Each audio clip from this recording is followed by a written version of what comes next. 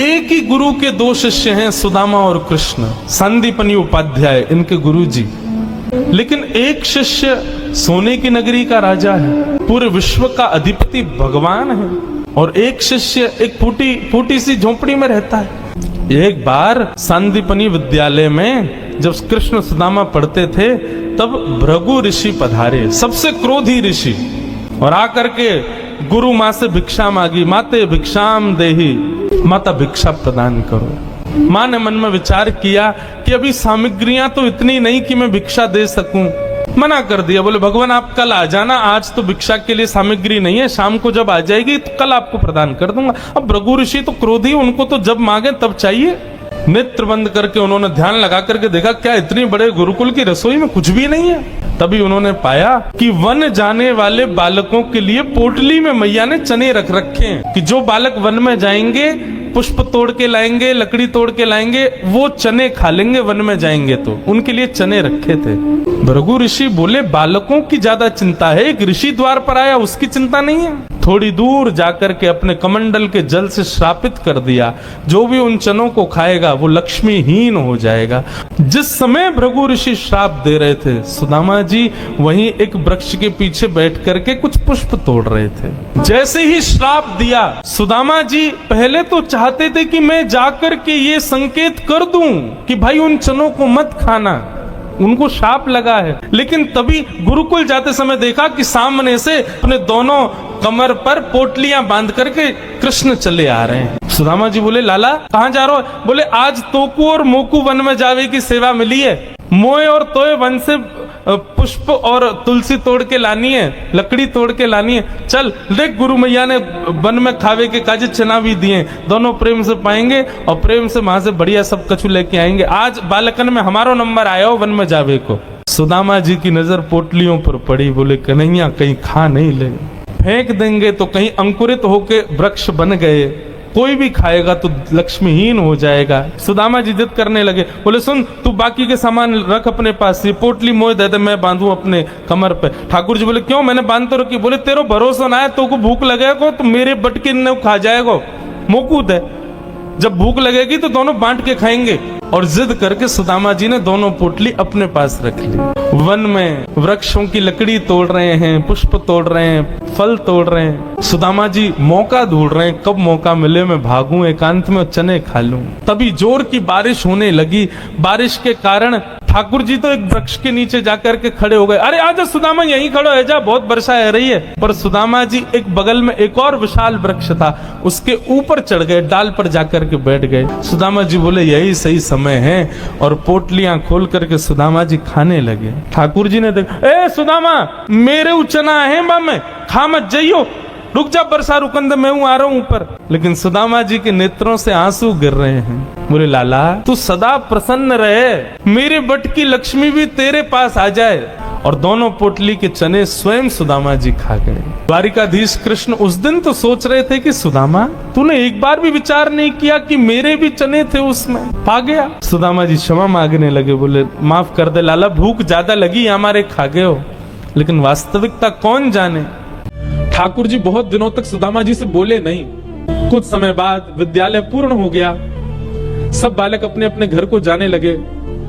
ठाकुर जी मथुरा प्रस्थान कर रहे थे, सुदामा जी समीप गए, ठाकुर जी को हृदय से लगाया। सुदामा जी महाराज फटी टूटी झोंपड़ी में रहते हैं, उधरी हुई धोती पहनते हैं, अन्न जल का तो कोई ठिकाना ही नहीं है, ऐसे घर में रहते हैं। पत्नी बोली द्वारिकाधीश आपके मित्र हैं, आप जाते क्यों नहीं कभी उनसे मिलने? सुदामा जी बोले कहीं मेरी दशा देख करके कोई ये ना सोचे गरीब है, भिखारी मांगने आया, इसलिए मुझे अजीब लगता है। और दूसरी बात ये कि मैं कृष्ण का सखा हूँ, अब कृष्ण तो बढ़िया राजकीय वेश में रहता है और मैं ऐसे रहता हूँ, कोई मुझे देख करके कहीं ये ना सोचे ये कैसा सखा ठाकुर जी का, इसलिए मुझे लगता है कि मैं यहीं से ही उनको भज लूं, उनके पास ना जाऊं। सुदामा जी की पत्नी ने सौगंध दे दी, तुम्हें मेरी सौगंध है, जाओ द्वारिकाधीश से मिलके आओ। पत्नी की सौगंध मान करके सुदामा जी आज विचार करने लगे, जाऊं? कृष्ण ये तो नहीं सोचेगा कि कहां से आ गया, कुछ मांगने आया है। लेकिन पत्नी की सौगंध है तो निकल पड़े। पत्नी ने 4 घरों में जाकर के अलग अलग एक एक मुट्ठी चावल लिए, जानबूझ क्यों, ताकि जब ये पोटली द्वारिकाधीश देखेंगे तो अलग अलग प्रकार के चावलों को देख के पहचान जाएंगे कि एक दाना भी सुदामा के घर का नहीं है। थोड़ी तो कृपा करेंगे मेरे ऊपर। सुदामा जी पोटली दबाए निकल पड़े। सुदामा जी महाराज धीरे धीरे चल करके द्वारिका की ओर जा रहे हैं। चलते चलते महीनों बीत गए सुदामा जी को। तभी एक व्यक्ति से बोले, भैया द्वारिका नगरी कितनी दूर रह गई है अभी यहाँ से? व्यक्ति हंस करके बोला, भगवान आप गलत आ गए हो। बोले गलत? कितनी दूर आ गए? बोले अभी आप कम से कम 50 कोस और पीछे जाओ, वहां से एक रास्ता मुड़ेगा, वो द्वारिका को जाता है, आप तो कहीं और पहुंच जाओगे अभी। सुदामा जी महाराज बोले, भले पधारे भैया द्वारिकाधीश। चलते चलते चलते मैं तो वैसे ही आधो और आधो है जाऊंगा, मुंह तो लगे मेरे प्राण ही निकल जाएंगे, मैं द्वारिका पहुंच ही ना पाऊंगा। अब लाला तू वैसे तो हमारे हृदय में बैठो है, चल के तो हम पता ना कब पहुंचेंगे, लेकिन लाला तेरी अगर इच्छा हो तो तू ही बुला ले अब मुंह को। और ऐसा कह के सुदामा जी वहीं एक वृक्ष के नीचे लेट गए। जैसे ही लेटे थोड़ी बहुत देर में ही उनको थोड़ी ध्वनि सुनाई देने लगी। नेत्र खोल करके देखा, सोने की नगरी है, चारों ओर जय श्री कृष्ण जय श्री कृष्ण जय श्री कृष्ण नाम की ध्वनि आ रही है। सुदामा जी महाराज थोड़े प्रसन्न हो गए, बोले भैया ये कौन सी नगरी है? भगवान ये द्वारिकापुरी, मेरे कृष्ण मित्र की नगरी द्वारिका। बोले हाँ ये द्वारिकाधीश की नगरी द्वारिका। सुदामा जी तो नाचने लगे, जय हो वारे कन्हैया तेरी कृपा। भैया ये द्वारिकाधीश कहाँ बैठे होंगे? बोले सामने जो महल दिख रहा है इसी के राजा हैं द्वारिका, आप चले जाओ। सुदामा जी गए द्वारपालों से जाकर के बोले, भगवान मेरी फटी हुई धोती और मेरे पतले दुबले तन को देख करके आप ये मत सोचना मैं गरीब हूँ कुछ मांगने आया हूँ। पहले ही स्पष्ट कर दिया, मैं कृष्ण का सखा हूँ, हम दोनों एक साथ एक ही गुरुकुल में पढ़े हैं, नाम मेरा सुदामा है। आज अपने सखा से मिलने आया हूँ, आप कृपा करके उनको जाकर के ये बता दीजिए। द्वारपालों ने बंधुओं ससम्मान सुदामा जी को बिठाया।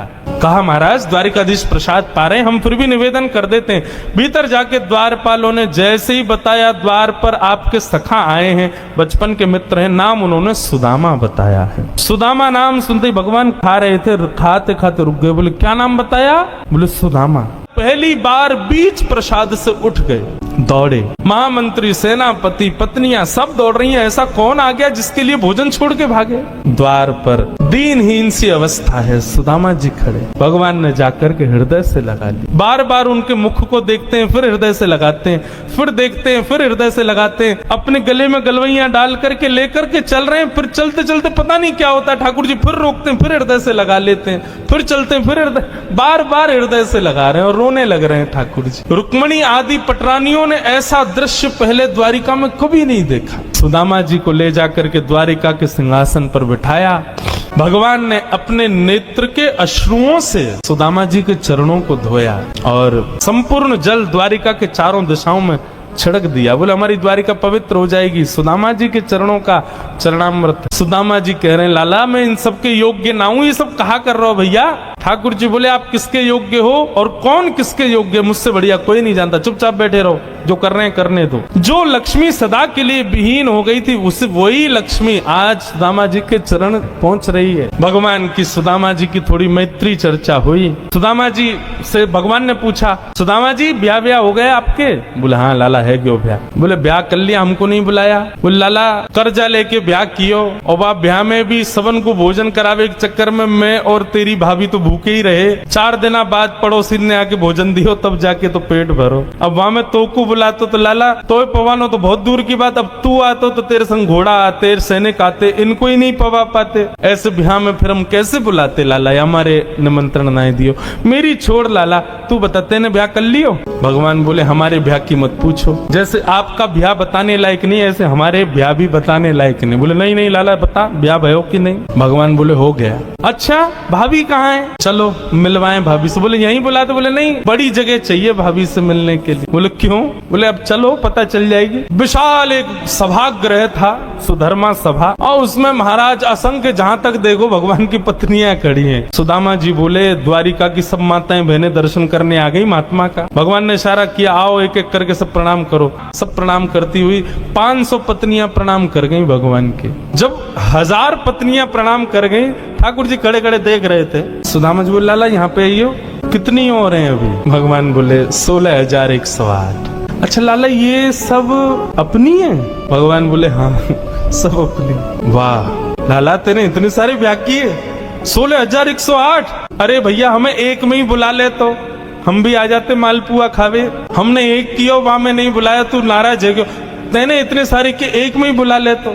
ठाकुर जी बोले कितने ब्याहों में तो मैं भी नहीं गया था, मेरे बिना ही ब्याह है गयो, बिना दूल्हा के ही बारात चल गई। बोले लाला देख, पतलो दुबलो सो में सुदामा 500,000 पत्नियां प्रणाम कर गई, मेरा तो अभी से बीपी हाई है गो। लाला 16,000 उनको आशीर्वाद दूंगा तो मुंह तो लगा मेरे प्राण ही निकल जाएंगे। एक काम कर, पत्नी तो 16,108 है, पति तो अकेलो तू ही है ना। बोले हाँ, एक काम कर, तू मुंह को प्रणाम कर, मैं तू को आशीर्वाद दे दूं। योगाधीश दंडवत कर रहे हैं और सुदामा जी दोनों भुजा से आशीर्वाद दे रहे हैं। इस दृश्य को देख करके द्वारिका के लोग बलियां लेने लगे। जय हो, धन्य है हमारे द्वारिकाधीश। एक ब्राह्मण को कितना सम्मान देना चाहिए, द्वारिकाधीश से सीखो। अपने राज सिंहासन पर बैठा दिया, ये भी विचार नहीं कर रहे हैं कि मैं द्वारिकाधीश हूं।